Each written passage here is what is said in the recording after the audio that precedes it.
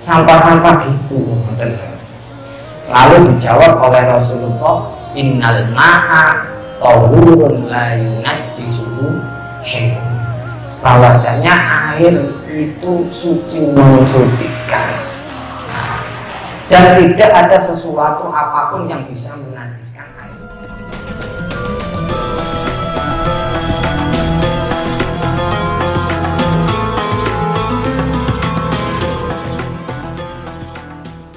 Kita sudah membahas hukumnya air laut beserta bangkai-bangkainya itu gimana.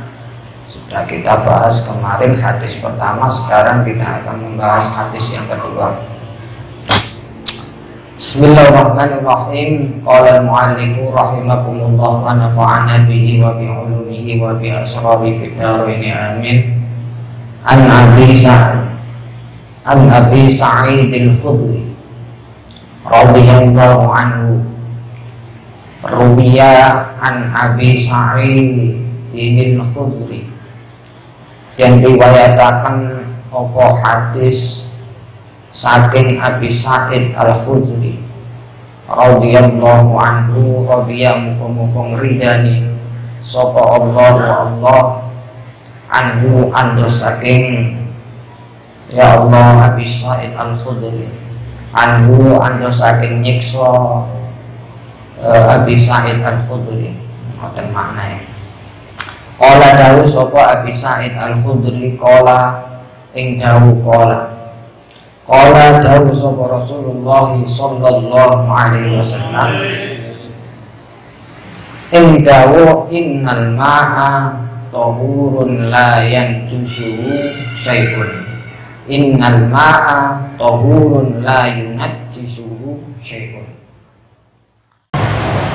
Innal ma'a sak temene banyu, innal ma'a sak temene banyu iku tahurun suci kang nyucikaken. Kalau ini tahurun itu adalah sewot mubalaghah, yang artinya sangat mensucikan. Iku tahurun suci kang nyucikaken layunat jisu, kang ora bisa najisaken ing mak apa syai'un suci-wici, layunat jisu kang ora bisa najisaken najisno ing ma'un tahurun apa syai'un suci-wici.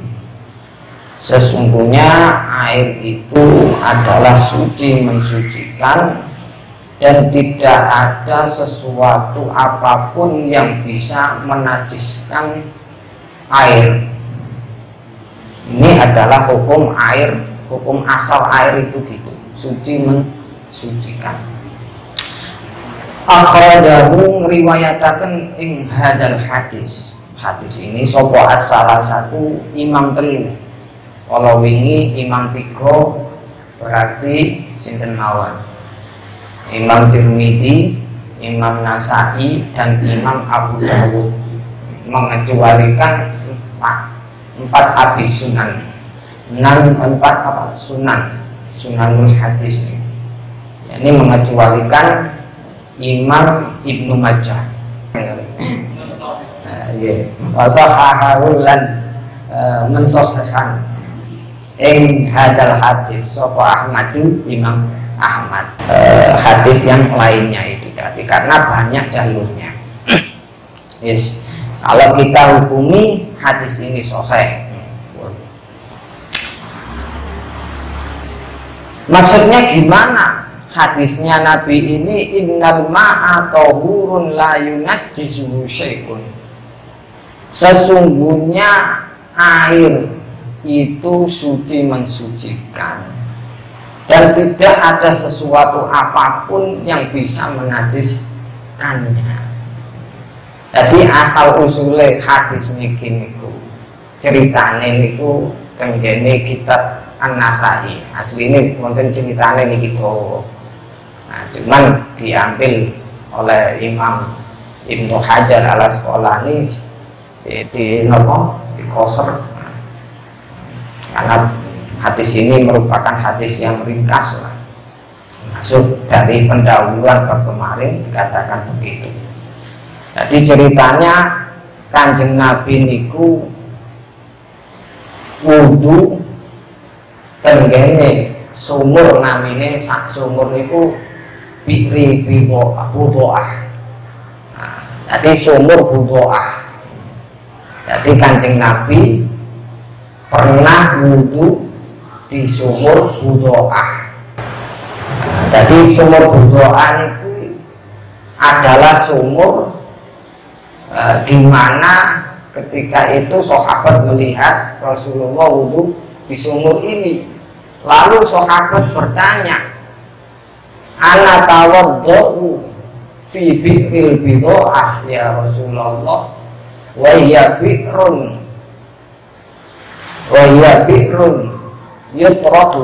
tutradu fiha al-khiyadu, tutradu fiha al-khiyadu, terus napa waluhu mulkilabi wan natmi. Jadi wonten sahabat yang bertanya kayak begitu, apakah kami boleh wudu dengan sumur di Budoah niki ya Rasulullah? Padahal sumur Budoah ini adalah sumur yang banyak sampahnya, istilahnya gitu, yang masyarakat situ itu membuang sampah-sampah seperti sewu pembalut. Jadi pembalut wanita itu dibuat itu meriku, jadi dibuat termasuk daging anjing niku dibuat meriku. Nah, termasuk pokoknya sampah-sampah maupun mau dibuat ini sumur Budoah itu. Niku menurut hadis yang lainnya. Kalau menurut hadis yang lainnya, masyarakat di sana itu kebiasaan ini buat sampah termasuk ya pembalut niku wau niku ten wingking griyane ngoten. Dan wingking oman niku buake sampah itu mriku. Nah, waktu udan niku kenter tenggene sumur Budoah. Soalnya sumur Budoah niku ten riwayat niku endek ngoten. Jadi dataran rendah. Jadi sampah-sampah ini wau mlebet tenggene sumur niku wau. Niku ceritane. Nah, sahabat ngertos Rasulullah wudu di sumur itu, lalu bertanya, apakah kami boleh wudu di sumur itu ya Rasulullah? Padahal sumur itu isinya sampah-sampah gitu. Lalu dijawab oleh Rasulullah, innal ma'a tahurun la yunajjisuhu syai'un. Bahwasanya air itu suci, mensucikan, dan tidak ada sesuatu apapun yang bisa menajiskan air tersebut. Jadi hadis ini memang masih umum. Jadi ini termasuk hadis umum, karena mak di sini itu kalau kemasukan al itu faedahnya itu umum, faedahnya lebih umum. Di sini memasukkan baik itu air itu berubah ataupun tidak, sedikit ataupun banyak, kalau terkena najis maka tetap suci. Niki menurut hadis niki. Jadi ada air kemasukan najis, baik berubah ataupun enggak, dihukumi tetap suci. Kalau menurut hadis niki. Setunggal kita tidak hadis selanjutnya.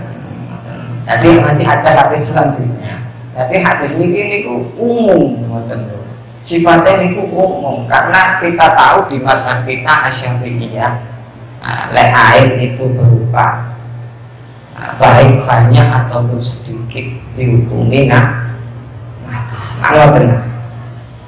Lek berubah dihukumi najis. Tapi lek menurut hadis ini gak berubah ataupun berubah, tetap hukumnya suci. Jadi masih umum. Terus kata-kata berubah ataupun tidak ini dari mana? Karena hadisnya Nabi kan nggak mengatakan berubah ataupun tidak di sini. Nah, itu harus kita baca lagi hadis selanjutnya. Karena hadis ini sifatnya adalah umum. Memang berbeda ulama itu mensikapi masalah air. Ada ulama yang berpendapat bahwasanya ketika air itu kemasukan najis dan berubah salah satu sifatnya, maka ulama sepakat, semua ulama, semua madzhab itu sepakat kalau berubah banyak ataupun sedikit dihukumi najis.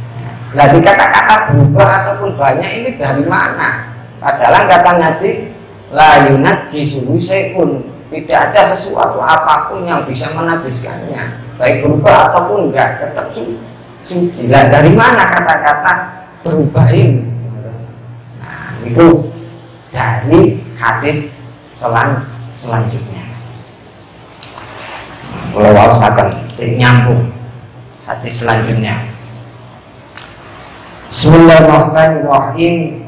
An Abi Umamah al-Bahili radhiyallahu anhu, dan riwayataken saking Abi Umamah al-Bahili radhiyallahu anhu, diriwayatkan hadis dari Abu Umamah radhiyallahu anhu. Qala dawuh sapa Abu Umamah, qala ing dawuh qala Rasulullah sallallahu alaihi wasallam, ing dawuh qala Rasulullah, qala dawuh sapa Rasulullah sallallahu alaihi wasallam, innal ma'a la yanjusu la yunajjisuhu syai'un illa ma ghalaba 'ala rihi wa ta'mihi wa lawnihi. Innal ma'a satemene banyu iku la yunajjisuhu ora bisa najisno ing ma apa syai'un suwiji-wiji. Nah iki illa ma angin perkara kala bakang ngalahno apa ma ala rihi ing atase ambune ma wa tukmihi lan rasane ma walau nihi lan warnane ma. Akhrajahu ngetokaken ngriwayataken ing hadal hadis sapa Ibnu Majah, Imam Ibnu Majah, wa dha'afahu lan dhaifno ing hadal hadis sapa Abu Hatim, Imam Abu Hatim, Walil Baihaqi lan iku tetep kedue Imam Baihaqi. Al-ma'u tahurun al-hadis, utawi dawuh al-ma'u tahurun. Al-ma'u utawi banyu iku tahurun suci tur nyusahaken, illa inda ghayyara angin lamun berubah apa rihu ambune ma au tokmuhu atawa rasane ma au laumuhu atawa warnane ma, berubahe mang binajasatin sebab najis, tahdusukan anyar teko apa najis bihi ing dalem ma. Jadi hadisnya Abi Umamah radhiyallahu anhu ini menerangkan tentang air yang kejatuhan sesuatu yang najis itu tidak dihukumi najis kecuali kalau berubah salah satu dari bau, rasa, dan warnanya. Hadis ini diriwayatkan oleh Ibnu Majah dan didhaifkan oleh Abu Hatim. Dan Imam Baihaqi juga meriwayatkan hadis ini, hadis yang semisal hadisnya Abi Umamah ini dari Abi Ibnu Majah ini. Imam Baihaqi juga meriwayatkan tapi dengan lafaz yang berbeda dan juga dengan jalur sanad yang berbeda juga. Al-ma'u tahurun, air itu suci, mensucikan kecuali kalau berubah rihuhu au ta'mu au lumu sebab najis yang jatuh ke dalam air tersebut. Jadi hadis Abi Umamah Al-Bahili. Abi Umamah ini nama aslinya adalah Sudai. Jadi Sudai bin Ajlan Al-Bahili, sahabat yang masyhur meriwayatkan sekitar 250 hadis yang dia di Syam, Syria. Jadi akhirnya sahabat yang meninggal di daerah Syam itu sahabat Abi Umamah.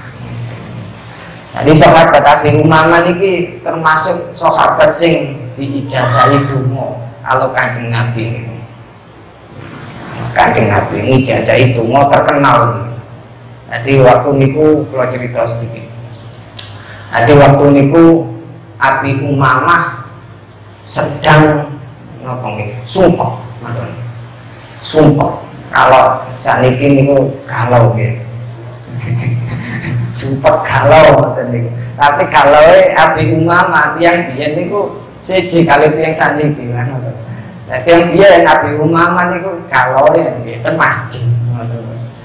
Meneng-meneng nang masjid nang musala ngoten. Jadi ki enggak. Jadi Abi Umamah sedang galau. Tenggene masjid, duduk-duduk di dalam masjid. Ketika itu Rasulullah keluar rumah dan juga melewati masjid. Dilihat kok ada Abi Umamah di situ.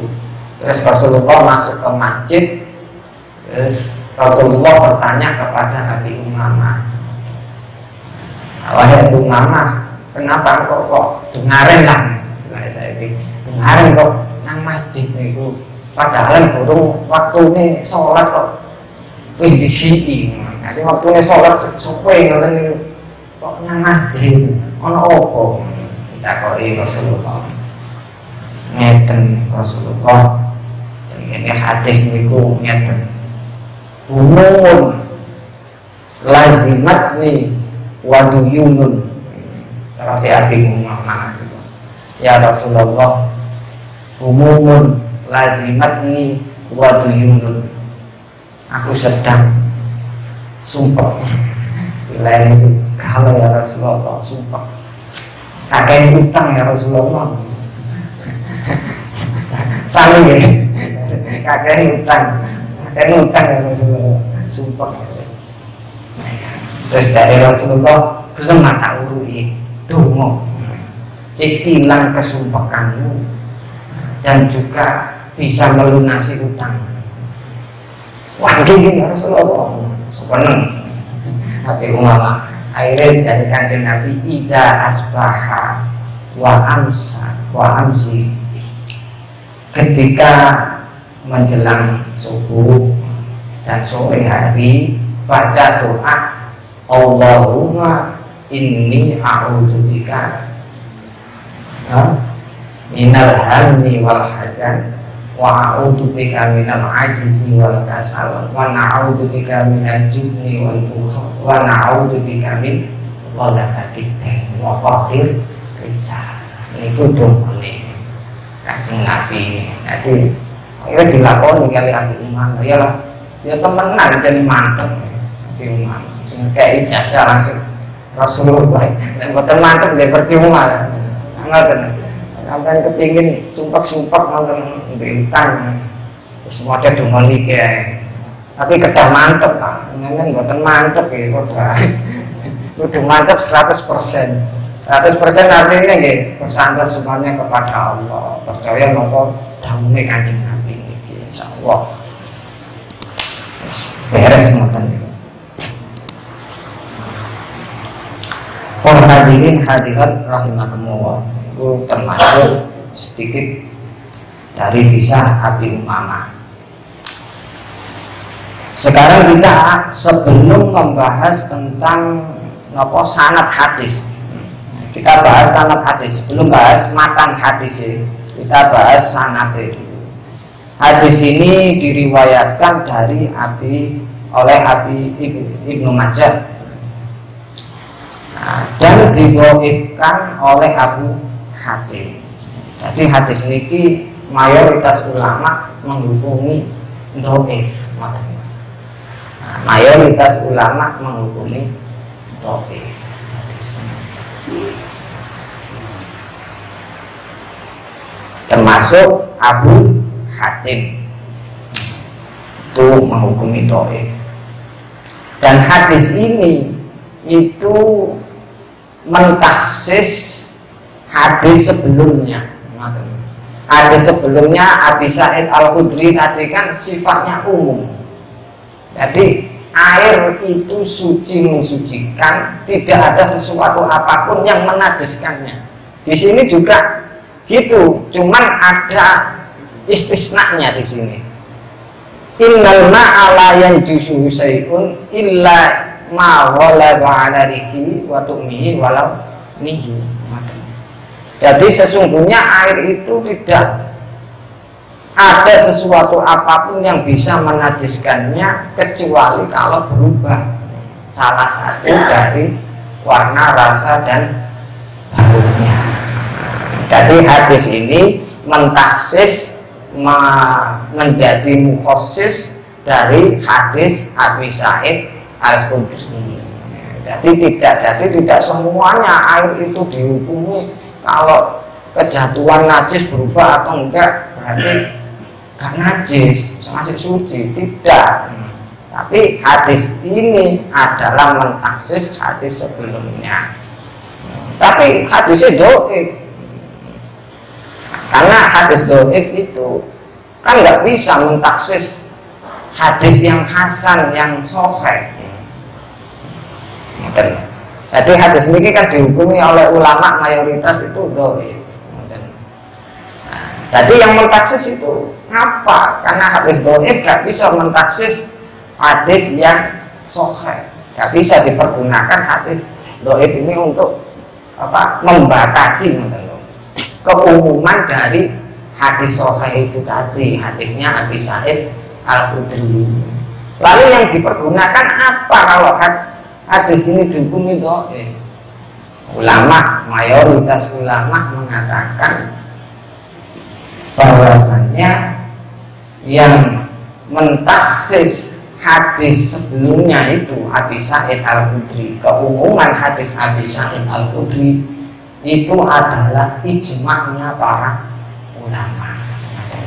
Jadi ulama itu semuanya mulai dari sahabat, tabi'in itu sepakat bahwasanya kalau air itu terkena najis berubah salah satu dari sifatnya maka dihukumi najis. Itu semuanya ulama itu sepakat. Ulama madzhab semuanya sepakat. Dari kesepakatan ini itu menjadi penguat termasuk yang diambil oleh Imam Syafi'i. Jadi yang mentaksis hadis sebelumnya Sa'id Al-Khudri adalah ijma'nya para ulama. Dan ijma'nya para ulama, jenenge ijma' itu mesti berdasarkan teks kitab ataupun teks hadis.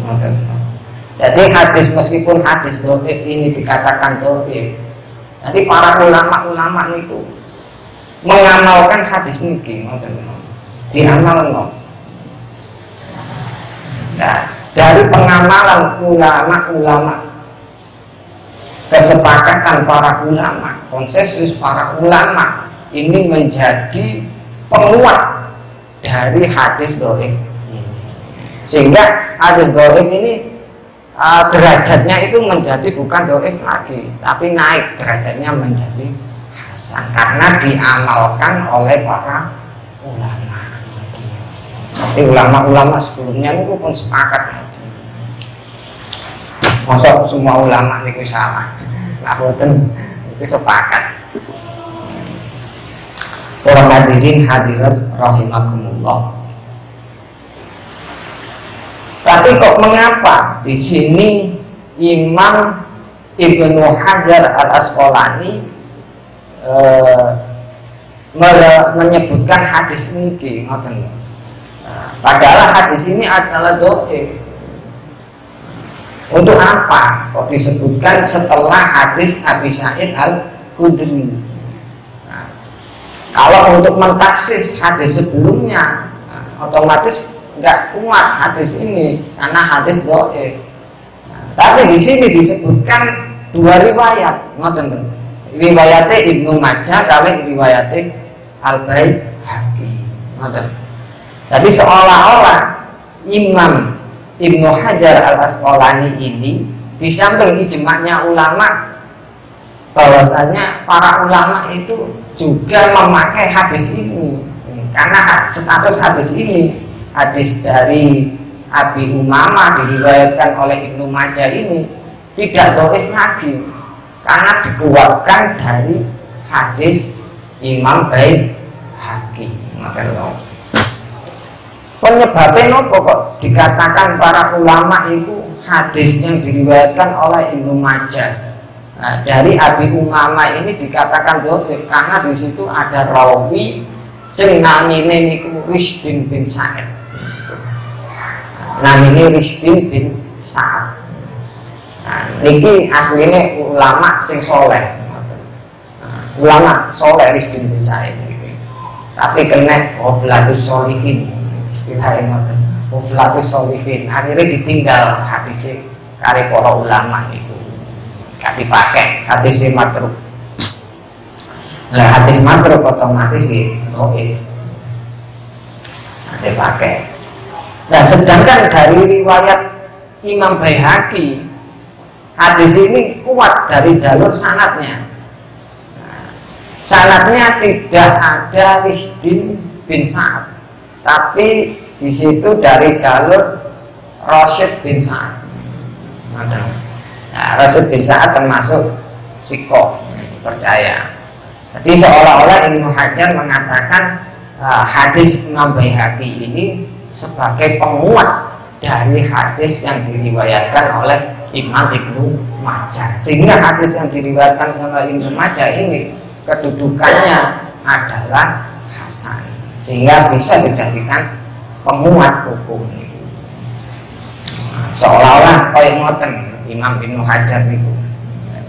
Jadi di samping ijma' ulama yang mengatakan bahwasanya kalau air itu terkena najis, kalau berubah berarti dihukumi najis. Tapi asalnya air itu suci mensucikan.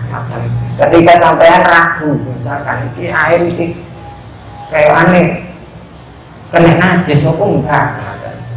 Maka dihukumi gak najis. Karena ragu. Jadi dikembalikan kepada hukum asal, yakni innal ma'a tahurun. Sesungguhnya air itu pada dasarnya adalah suci, tidak bisa menajiskan sesuatu, itu tidak bisa menajiskannya. Jadi memahami hadis itu nggih wanil. Jadi meskipun hadis ini dhaif, tapi ada penguatnya. Jadi maksudnya ngeten. Jadi dalam memahami hadis niku harus kita lihat hadis yang lainnya. Jangan kok langsung ini hadis dhaif, apa kok dikuat-kuat no. Terus aja gampang niku nyalano ulama. Mau korek ulama Syafi'i, Imam Syafi'i itu hadis dhaif kok digawe hujjah. Oh nyalano ngoten. Ayo belum tentu hadis ini penilaian kita doa, tapi penilaian para ulama itu lain, karena ulama dahulu itu tahu hadis-hadis ini itu banyak jalurnya dan banyak penguatnya. Jadi kesimpulannya jangan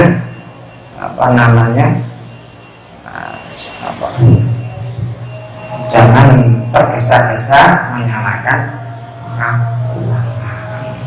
Jadi oleh ngerti hadis itu wis pidato tembung-tembung nyalana ulama. Kalau padahal hadis yang banyak sekali hadis itu, jadi harus dipahami. Jadi ya hadis ini gimana, keumuman hadis Abi Sa'id Al-Khudri itu umum.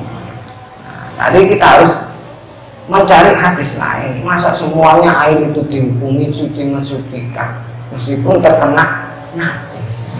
Dicari oleh ulama itu hadis yang lainnya, ternyata nemu hadis ini, dan juga nemu kesepakatan ijma'ul ulama itu. Diteliti-teliti di dalam kitab-kitabnya para ulama terdahulu, ternyata ijma' ulama itu sepakat bahwasanya air itu kalau kena najis berubah salah satu dari sifatnya dihukumi najis.